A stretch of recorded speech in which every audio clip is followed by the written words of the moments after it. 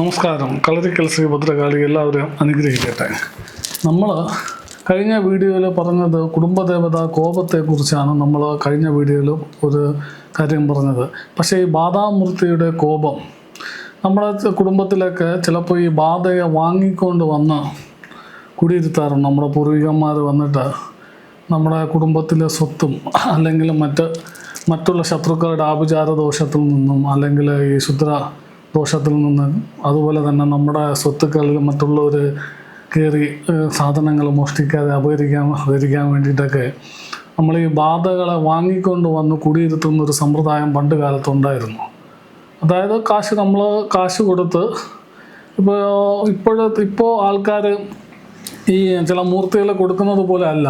പണ്ട് കാലത്ത് ഈ ആദിവാസി അല്ലെങ്കിൽ കാട്ടിലെ ആൾക്കാരെ കയ്യിൽ നിന്നും ഈ ബാധയെ വാങ്ങിക്കൊണ്ട് വന്ന് വീട്ടിൽ നമ്മുടെ തെക്കതുണ്ടെങ്കിൽ തെക്കതിൻ്റെ സൈഡിലോ, അല്ലെങ്കിൽ ചിലവർ തെക്കതുണ്ടാവില്ല, അപ്പോൾ തെക്കതിൻ്റെ സൈഡിലൊക്കെ കൊണ്ട് കുടിയിരുത്തിയിട്ട് കുടുംബത്തെ സംരക്ഷിക്കാൻ വേണ്ടി അങ്ങനെ ചെയ്യാറുണ്ട്. കാരണം എന്താണെന്ന് വെച്ച് കഴിഞ്ഞാൽ നമ്മളൊരു 200 അല്ലെങ്കിൽ 100 വർഷം 200 വർഷം മുമ്പൊക്കെ നമ്മുടെ നാട്ടിലെ വിദ്യാഭ്യാസത്തെക്കുറിച്ച് നമുക്കറിയാം. ഈ മാന്ത്രികം പഠിക്കുക, അല്ലെങ്കിൽ താന്ത്രികം പഠിക്കുക, ജ്യോതിഷം, കളരി, അല്ലെങ്കിൽ വൈദ്യ സമ്പ്രദായങ്ങൾ, ഇതായിരുന്നു നമ്മുടെ അവിടുത്തെ വിദ്യാഭ്യാസം.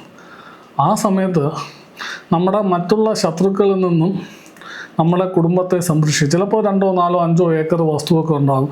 അപ്പോൾ അവിടെ കയറി മറ്റുള്ളവർ സാധനങ്ങൾ എടുക്കാതിരിക്കുകയും നമുക്ക് ആഭിചാര ദോഷങ്ങൾ ചെയ്യാതിരിക്കാൻ വേണ്ടിയിട്ട് ഈ ബാധാമൂർത്തിയെ കുടിയിരുത്താറുണ്ട്.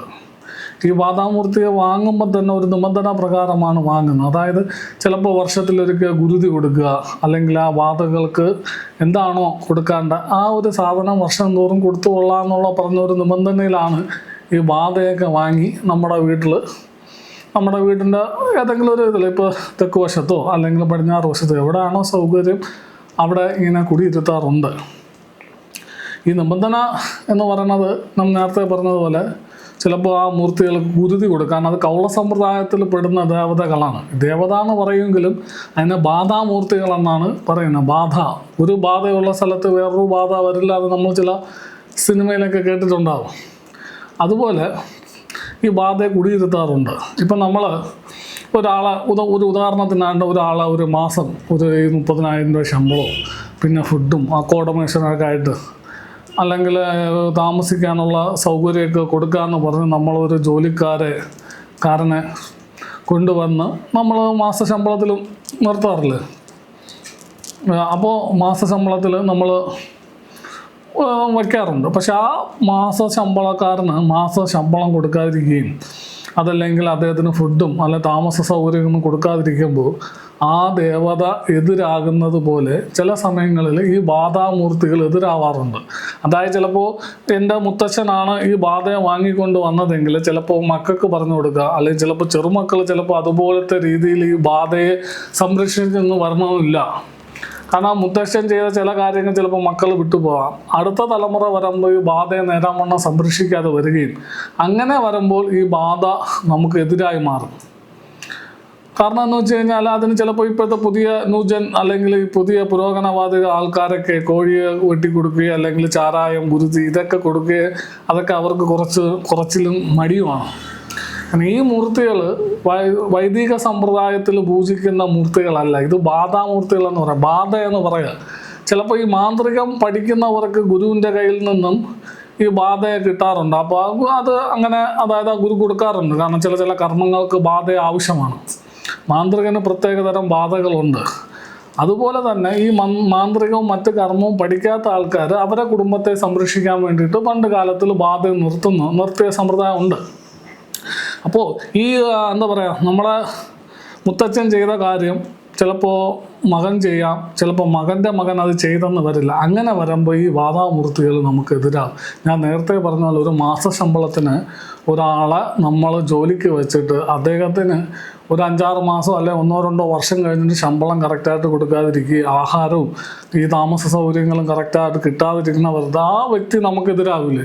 നമ്മളെ സാറേ എന്ന് വിളിച്ച ആൾക്കാർ ചിലപ്പോൾ ആ ബഹുമാനമൊന്നും കാണിക്കണമെന്നില്ല, ചിലപ്പോൾ കേസിന് പോവാം. അതുപോലെ തന്നെ ഈ ബാധാമൂർത്തികളെ കൊണ്ട് വയ്ക്കുന്ന സമയത്ത് ബാധാമൂർത്തികൾക്ക് യഥാവിധി ചെയ്യേണ്ട കാര്യങ്ങൾ ചെയ്തില്ലെങ്കിൽ ഈ ബാധാമൂർത്തികൾ നമുക്കെതിരായി വരാം. അങ്ങനെ വരുമ്പോൾ നമുക്ക് നമ്മുടെ കുടുംബത്തിന് നാശം സംഭവിക്കും. ചില സ്ഥലങ്ങളിൽ ഈ കാവുകൾ നശിച്ചു പോകുന്ന സാഹചര്യത്തിൽ ചില ജ്യോതിഷന്മാരൊക്കെ കൊണ്ടുവന്ന് പ്രശ്നം വെച്ചിട്ട് ഈ മൂർത്തികളെയൊക്കെ ആവാഹിച്ച് മാറ്റി, ബാധാമൂർത്തികളെയൊക്കെ ആവാഹിച്ച് മാറ്റിയിട്ട് വേറെ വിഗ്രഹങ്ങളും ക്ഷേത്രങ്ങളൊക്കെ പണിയാറുണ്ട്.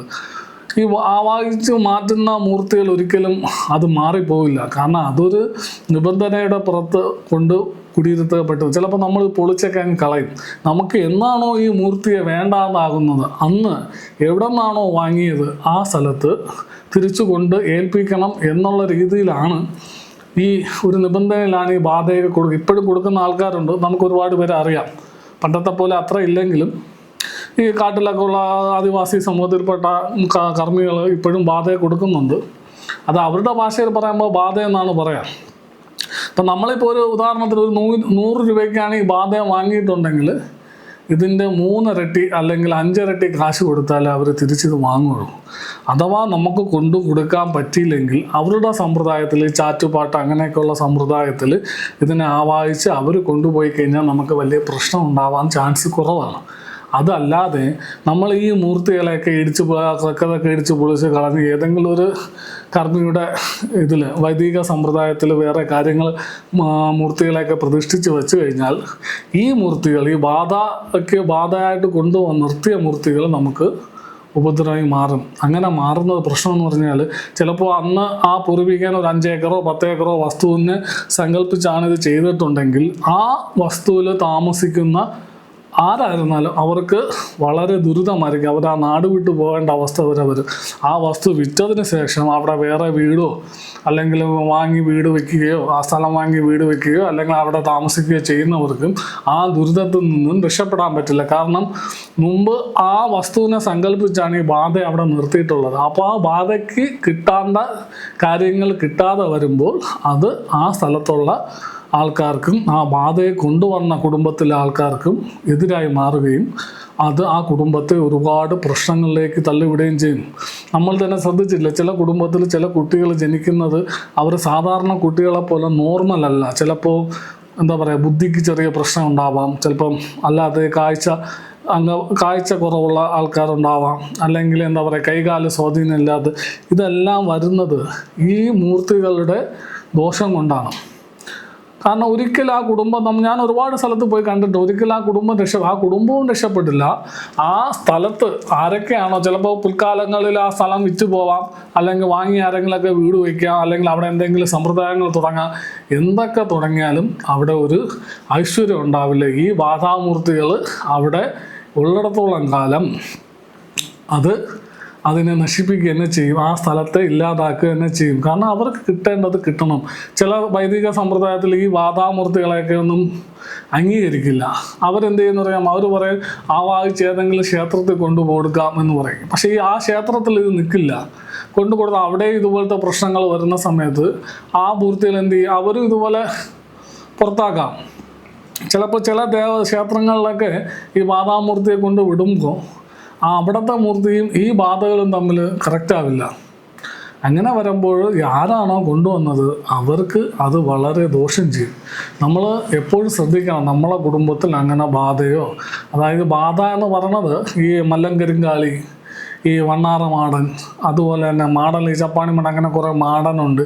ഈ ചാത്തൻ്റെ ചില ദേവതകളുണ്ട്. ഇങ്ങനെ ഇവരെ യക്ഷിയുണ്ട്. ഇങ്ങനെ ഓരോ സ്ഥലത്ത് ഓരോ കർമ്മികൾ ഓരോ രീതിയിലുള്ള ബാധയാണ് കൊടുക്കുന്നത്. അപ്പോൾ അങ്ങനെ ഉള്ള മൂർത്തികൾ ഉണ്ടെങ്കിൽ നിങ്ങൾ ആ മൂർത്തിയെ കണ്ടെത്തി വാങ്ങിയതാണെങ്കിൽ അത് തിരിച്ച് ഏൽപ്പിക്കുക. അതിന് സാധിച്ചില്ലെങ്കിൽ അതുമായി ബന്ധപ്പെട്ട കർമ്മങ്ങൾ ചെയ്യുന്ന ആൾക്കാരെ, അതായത് ഈ കാട്ടിൽ താമസിക്കുന്ന ആൾക്കാർ അല്ലെങ്കിൽ കാട്ടിലെ ആദിവാസി, അതിലെ കർമ്മികൾ ഈ ചാറ്റുപാട്ടൊക്കെ നടത്തും. ഈ ചാറ്റുപാട്ടൊക്കെ ചെയ്യുമ്പോൾ എല്ലാ ദേവതയുടെ ഇതിൽ വരും. അതിലൂടെ ആ ദേവതയെ ആവാഹിച്ച് മാറ്റി നിങ്ങൾ ക്ലിയർ ചെയ്ത് മുന്നോട്ട് പോയി കഴിഞ്ഞാൽ നിങ്ങളെ കുടുംബത്തിന് വളരെ നല്ലതാണ്, ഒരു ദോഷവും ബാധിക്കില്ല. അതല്ലെങ്കിൽ നമ്മൾ എത്ര വലിയ ക്ഷേത്രം പണിതാലും അവിടെ ക്ഷേത്രത്തിൻ്റെ പണി പോലും ചിലപ്പോൾ പൂർത്തിയാവില്ല. അതിന് മുമ്പൊക്കെ തന്നെ ചില പ്രശ്നങ്ങളും ദുരിതങ്ങളൊക്കെ വരാൻ ചാൻസ് ഉണ്ട്. നമ്മൾ വേറെ എന്തൊക്കെ ചെയ്താലും ശരി തന്നെ ആ ദുരിതം നമ്മളെ വിട്ടു പോവില്ല. ഇത് ബാധയായി നിന്ന് നമ്മളെ കുടുംബത്തെ മൊത്തവും നശിപ്പിച്ചിട്ട് ഇത് പോവുള്ളൂ. സാധാരണ കണ്ടുവരാറുന്ന ആ കുടുംബക്കാർ ആ പരിസരത്തൊന്നും കാണില്ല. അവരൊക്കെ ദേശം വിട്ടു പോകാനാണ് സാധ്യത. അതുകൊണ്ട് ബാധാമൂർത്തികൾ ഉള്ള കുടുംബക്കാർ യഥാവിധി കണ്ടെത്തുക. കാരണം ചില ജ്യോത്സ്യന്മാരുടെ അടുത്ത് പ്രശ്നം വെച്ച് കഴിഞ്ഞാൽ ചിലവർക്ക് സാമ്പാറും ചിക്കൻ കറിയും തിരിച്ചറിയാൻ വലിയ പാടാണ്. എല്ലാം സാമ്പാർ എന്ന് തന്നെ പറയും. അങ്ങനെയല്ല. ഞാൻ ഒന്ന് ഉദാഹരണം അത് ഞാൻ പറയാൻ കാരണം എന്ന് പറഞ്ഞാൽ ചില സ്ഥലത്ത് ദുർദേവതകൾ ഇതുപോലെ ബാധാമൂർത്തികൾ ഉണ്ടെങ്കിൽ അവരതിനെ പറയില്ല. അതിന് പകരം അവർ വേറെ ഏതെങ്കിലും ദേവതയാണ്. ഈ ചില എന്താ പറയുക, യക്ഷിയെ ഞാൻ മുമ്പ് പറഞ്ഞു, യക്ഷിയെ വന്നിട്ട് ഭുവനേശ്വരിയായിട്ടും അല്ലെങ്കിൽ മല്ലങ്കരിങ്കാളിയെ ഭദ്രകാളിയായിട്ടും മാടനെ തമ്പുരാനായിട്ടൊക്കെ പറഞ്ഞ് ചില സ്ഥലങ്ങളിൽ മാറ്റി വയ്ക്കാറുണ്ട്. അങ്ങനെ മാറ്റി വെച്ചാലും നമുക്ക് ദോഷം തന്നെയാണ്. ഈ തെക്കതൊക്കെ ഇടിക്കുമ്പോൾ നമ്മൾ ശ്രദ്ധിക്കണം. തെക്കതിൽ എന്തെങ്കിലും കലശമോ അങ്ങനെ സാധാരണ ബാധയെ പണ്ട് കാലത്ത് കൊടുക്കുന്നത് കലശത്തിൽ യന്ത്രം ഇതാക്കിയിട്ടാണ് ബാധയെ കൊടുക്കാറ്. ഇന്നത്തെ പോലെ വിഗ്രഹങ്ങളൊന്നും ആരും കൊടുക്കാറില്ല. ചെറിയൊരു യന്ത്രത്തിലാക്കി അവരതിനെ ആവാഹിച്ച് അതിൽ കൊണ്ട് സ്ഥാപിച്ച് അതിന് വേണ്ട കർമ്മങ്ങൾ ചെയ്ത് ഗുരുതി ചെയ്ത് ചിലപ്പോൾ ആടിനെ വെട്ടിക്കൊടുക്കാം, കോഴിയെ വെട്ടിക്കൊടുക്കാം. പണ്ട് കാലത്തിൽ മനുഷ്യൻ അവരെ അങ്ങനെയൊക്കെ ചെയ്തിട്ടുണ്ടെന്ന് കേട്ടിട്ടുണ്ട്, ഞാൻ കണ്ടിട്ടില്ല. അപ്പോൾ ബാധാമൂർത്തികൾ ഉള്ള കുടുംബക്കാർ അതിന് യഥാവിധി കാര്യങ്ങൾ ചെയ്യുക. അതല്ലെങ്കിൽ വർഷത്തിൽ ഒരിക്കൽ ഒരു 10 കുറച്ച് ഇതേ ഉള്ളൂ, അത് അതിന് വേണ്ട കാര്യങ്ങൾ ചെയ്ത് അതിനെ ഒരു ഒതുക്കി സംരക്ഷിച്ച് പോന്നു കഴിഞ്ഞാൽ ആ കുടുംബത്തിന് ഒരുപാട് ഗുണങ്ങളുണ്ടാകും. മറ്റു ആഭിചാര ദോഷത്തിൽ നിന്നൊക്കെ രക്ഷപ്പെടാൻ ഈ ബാധാമൂർത്തികളെ കൊണ്ട് ഗുണമുണ്ടാകും.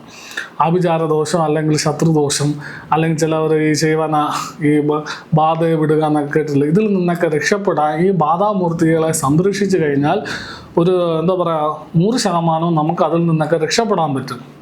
അപ്പോൾ നോക്കുക, എല്ലാ കുടുംബക്കാരിലും ഈ ബാധാമൂർത്തി ഉണ്ടെങ്കിൽ ഒന്നീ സംരക്ഷിക്കുക, അതല്ലെങ്കിൽ യഥാവിധി കർമ്മം ചെയ്ത് ആ കർമ്മം ചെയ്യാൻ ശേഷിയുള്ള ആൾക്കാരെ കണ്ടെത്തി അവരെ കൊണ്ട് കർമ്മം ചെയ്യിച്ച് അതിനെ മാറ്റി എവിടെ നിന്നാണോ കൊണ്ടുവന്നത് അതല്ലെങ്കിൽ ഇപ്പോഴും അതിന് തിരിച്ചെടുക്കുന്ന സ്ഥലങ്ങളുണ്ട്. ആദിവാസി സമൂഹത്തിൽപ്പെട്ട കർമ്മികൾ അത് തിരിച്ച് വാങ്ങുന്നുണ്ട്. പല സ്ഥലങ്ങളുണ്ട്. അവരതിനെ കൊണ്ട് യഥാവിധി കാര്യങ്ങൾ ചെയ്ത് അവരത് ക്ലിയർ ചെയ്തോളും.